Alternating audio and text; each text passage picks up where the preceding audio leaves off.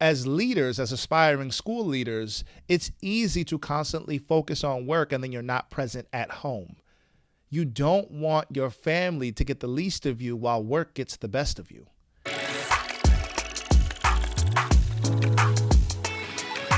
What's going on, aspiring school leader? I am Dr. Donovan Smalls II, and welcome to Beyond the Classroom. I help aspiring school leaders land their first leadership role, navigate complex dynamics, enhance communication skills, and drive instructional excellence. I know you're enjoying this episode, but I wanted to let you know about my latest book, Beyond the Classroom, helping aspiring school leaders navigate interpersonal and organizational complexities for greater instructional impact. Now, this book is going to help you navigate the learning curve as you transition from being a classroom teacher to a school leader, manage your busy schedule and reclaim your time to effectively be an instructional leader, take a holistic approach towards school leadership, and increase your instructional impact by fostering a school culture of feedback and coaching. So if you are an aspiring school leader looking to be an effective practitioner, head over to my website and grab your copy today. Today's topic is the Leadership Balancing Act: Lessons on Time, Family, and Impact.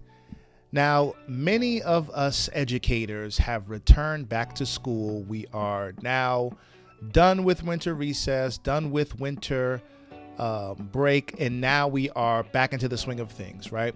And so this topic really comes at the heart of the time that we had off from our leadership role, from our teaching role, right? And so I had a conversation with one of my mentors, Dr. Chandler, and he played a significant role in me becoming an educator.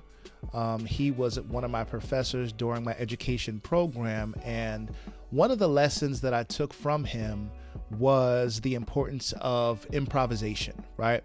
And it's not to say that as an educator we shouldn't be planning, because we should, right? You should always, if you're going to step in front of students, you should always have some sort of plan. But you have to also be able to anticipate some of the questions that students are going to have and improv with those questions and still ensure that they're aligned with your lesson objective, right? So there were times in class where he would just have us, we'd be sitting, he'd be teaching a lesson, and then he would spontaneously ask us, okay, well, Donovan, come up and teach a 2-minute lesson on whatever the topic was, right? And you are completely unprepared, but it's teaching you, regardless of whether you're unprepared, you need to stay ready so that you don't have to get ready. And I think that's a critical aspect of not only teaching, but being a leader. And so when it comes to talking about the topic, the Leadership Balancing Act, lessons on time, family, and impact, I want to check in with you as an aspiring school leader to ask you, did you actually take a break during the time that you had off? And I know that you have many responsibilities, right? We all have responsibilities, whether you have children, whether you are just running errands, whether you are trying to catch up on your doctor's appointments, right? We have a bunch of different things because life doesn't stop just because we want to rest. But I will challenge you to think about rest as actually being a form of productivity. Because when you rest, you are now recharged to better serve the people under your care, to better serve the people that you're called to influence and impact. And so when we think about this topic, there is a cost to always being present at work. So even when you were off this past week, as we gear into the new year, did you constantly think about work? Were you still doing work even though you should have been resting? I understand that there might be a pile of work that's waiting for you when you get back, and you wanted to get a head start and catch up on the things that you needed to catch up on. But did you at least take one day to yourself, one day to read that book that you've been wanting to read. One day to go to the gym because you've been wanting to get a head start on exercising. Did you take one day to just relax and watch that Netflix show that you've been meaning to watch for the past 2 months? Because your productivity is also going to come when you rest. That cost of always being present at work can also show up in your lack of focus when you are home with your family. And so as leaders, as aspiring school leaders, it's easy to constantly focus on work and then you're not present at home. You don't want your family to get the least of you while work gets the best of you. And you have to prioritize your well-being, your family, above work. Because many of us, you are going to spend more time at work and with other people's children than you are going to with your own children and with your own families. And there's nothing wrong with that. That's just the nature of the position of being a school leader, of being an educator. However, when you are at home, when you do have an opportunity to rest, are you actually doing that? Because leadership is going to require balance. And I don't mean balance in terms of you have equal amount of rest and equal amount of work. I'm talking about balance as when you actually have an opportunity to rest, do you take that opportunity or do you continue to passively do more work? And so when we talk about our topic, right, as you are striving to become a school leader, and then when you transition into that role in the early phases of being a school leader, the relentless pursuit of excellence without balance can lead to personal sacrifices. And those personal sacrifices might show up in the form of fragmented relationships. It might show up in the form of a lack of self-care. And so I'm going to ask you the two questions that my mentor recently asked me, and it is, and those questions are, is it better to do things right or to do the right thing? And then our second question, is it better to be efficient or effective? And I am not necessarily going to unpack those questions. Those are self-reflective questions that I want you to think about as you are aspiring to be a school leader. Because when you say yes to something at work, you are also saying no to something in your personal life. And I can tell you that if something happens to you, God forbid something happens to you, your position is going to be filled the next day, right? So like when it comes to self-care and thinking about taking care of yourself and taking care of your family and taking care of your loved ones, you have to prioritize that above all things. The work is the work and it's going to get done because you are the type of person that's going to be effective and efficient. You are the type of person that is going to not let things fall to the wayside. Like you are going to make sure that your work gets done. We know that. You wouldn't be trying to be you wouldn't be trying to be a leader if you weren't somebody who actually is efficient with your time, who knows how to prioritize different things as it relates to work. But are you equally prioritizing yourself? Are you equally prioritizing your family? Because what I've also learned is that it's important to recognize that you are modeling the expectations to other people. So when you become a school leader, if you are constantly modeling work, if you are constantly modeling being locked into whatever the task is, but you are also not modeling rest, the organization, the culture can also take on that type of mindset.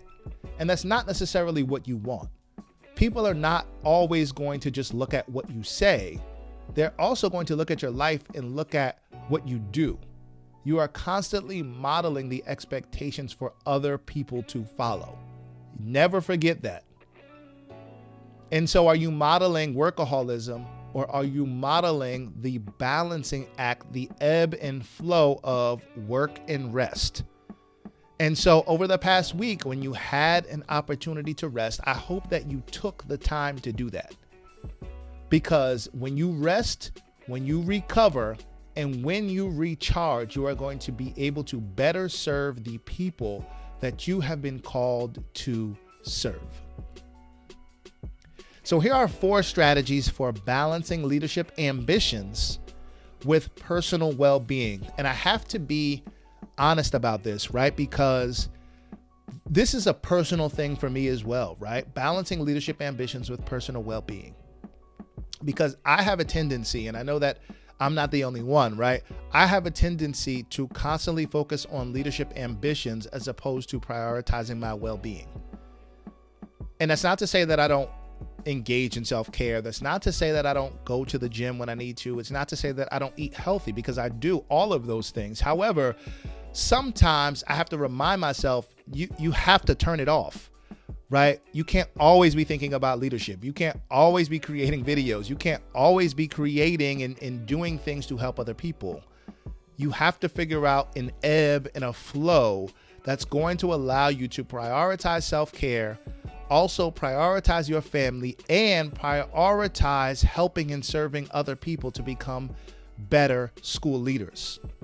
And so as we get into our 4 strategies for balancing leadership ambitions with personal well-being, I want you to understand that this is not just something that I am talking about from a distance. This is a personal thing that I am also working through, that we are working through together. I know you're enjoying this episode, but I wanted to let you know about my latest book, Beyond the Classroom, helping aspiring school leaders navigate interpersonal and organizational complexities for greater instructional impact. Now, this book is going to help you navigate the learning curve as you transition from being a classroom teacher to a school leader, manage your busy schedule and reclaim your time to effectively be an instructional leader, take a holistic approach towards school leadership, and increase your instructional impact by fostering a school culture of feedback and coaching.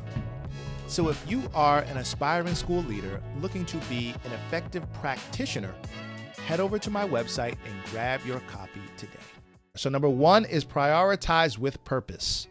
Not every event or meeting requires your presence. As you transition into being a school leader, that's something that you need to make sure that you understand. Not every meeting is going to require your presence.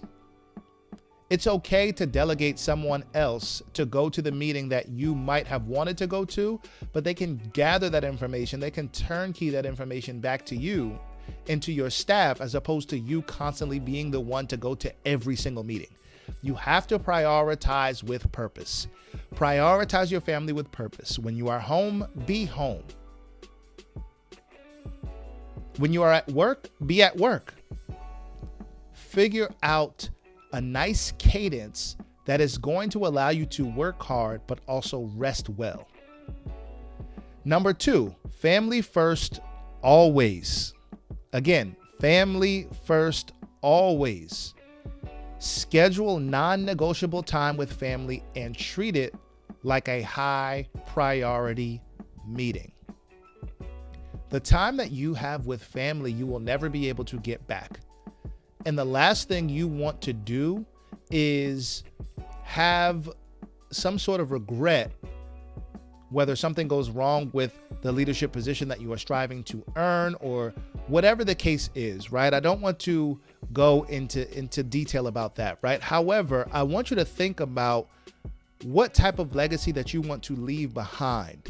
Is it that you want to be known for somebody that is constantly present and on at work and giving your best at work, as opposed to somebody who actually focused on your family first, prioritize your family, and out of that relationship came the best work that you were able to do because you have a sense of peace at home. Home is actually the place where you get recharged and re-energized and recover to do the best work that you can do. So number 2 was family first, always. Number 3, the power of reflection. Regularly assess your time commitments. The question that I want you to ask yourself, are they aligned with your values and your long-term goals? What actually matters to you in the long run? Is it just you gaining the position because of clout, because you just want to be called an assistant principal or a supervisor or a director? Or do you actually want to make the impact that's going to help change lives? And so the power of reflection is going to allow you to think about why you wanted to get into the role in the first place. But it's also going to help you to create some sort of direction and create balance in your life as a leader. Because there are going to be times as a school leader where you're going to have to stay long after work. You might have to come in a little bit early. You might have to go to a different event on a Saturday, right? There are a bunch of different things that are required of you. And the power of reflection allows you to create a roadmap toward your long-term goals and not just stay on the rat race of school leadership because you wanted this position so bad that you forgot to reflect on why, that you forgot to reflect on the amount of time that you're giving to your family and to your loved ones. So I want you to remember that there is power in self-reflection. And lastly, our fourth strategy for balancing leadership ambitions with personal well-being is be effective, not just efficient. Focus on what truly drives instructional excellence and builds meaningful relationships. One thing that I've learned is that you do not want to be a public success and a private failure.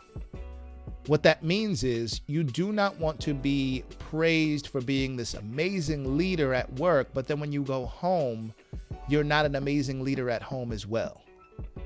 And leadership looks very different depending on your role at home. But I want you to consider that you want to also be effective, not just efficient at home. You want to be present, right? Being effective at home actually looks like being present. It looks like when your kids want to play with you, you actually take the time to do that. That means that you figure out a time when you're going to close your laptop and stop answering emails and give your family the time and the attention that they deserve. So as we wrap up, as we begin to conclude our conversation for today, I want you to think about these four strategies. I want you to think about the fact that rest, recovery, and being re-energized is what you need to go into this new year. And maybe you did not get a chance to rest during this past week when you had off. Maybe you had to run a bunch of errands. Maybe you had to do several things that did not include self-care and personal well-being. I want you to, as you go into the new year, plan when you're going to be able to rest, plan when you're going to go to the gym, plan how you're going to eat healthier this year, and then model that to your future staff. Because at the end of the day, you have to be the type of leader who models not workaholism, but who balances work and your personal well-being. I would like to end with this quote. It says, "Leadership is a lifelong journey, but the moments we missed with our loved ones are irreplaceable. The absence of work isn't a loss. It's a statement about what matters most. Take this lesson into your leadership journey and always remember to balance what you do with who you are." If I can leave you with anything, what you do is not who you are. What you do is not who you are. And that's why you must continue to self-reflect. You must continue to put your family first, to put yourself first, to continue to make sure that you are taking care of your personal well-being so you can better serve the people who you have been called to serve. I hope you've enjoyed this video. I hope you actually get some rest in this new year. If you've enjoyed this video, share it with somebody else so that I can continue to impact as many aspiring school leaders as possible. As always, I hope you have a great week of teaching, leading, and learning. Take care. I love that you talked about mindset, because mindset is extremely important as you become a school leader. And so that leads us into our second complexity, which is navigating the learning curve, right? Whenever you are promoted to the next level in your career, you will always begin as a novice. So it doesn't matter that you are an effective classroom teacher, you have raving reviews from your students. Becoming a school leader is a different skill set. And so we need to start teaching aspiring school leaders that it takes a level of emotional intelligence and self-awareness to understand just because you got results doesn't mean you're going to get results here. You need to work at this. And so one of the things I constantly think about is the fact that the learning curve can be steep. As a teacher, I'm walking into the building with a set schedule. As a leader, I might have a set schedule if I'm planning properly, but it might immediately become obsolete as soon as I walk in the building. The learning curve that I had to navigate was I'm walking in the building with my bags on. Teachers are firing questions at me. I haven't even made it to my desk yet. How am I navigating that? With being tactful.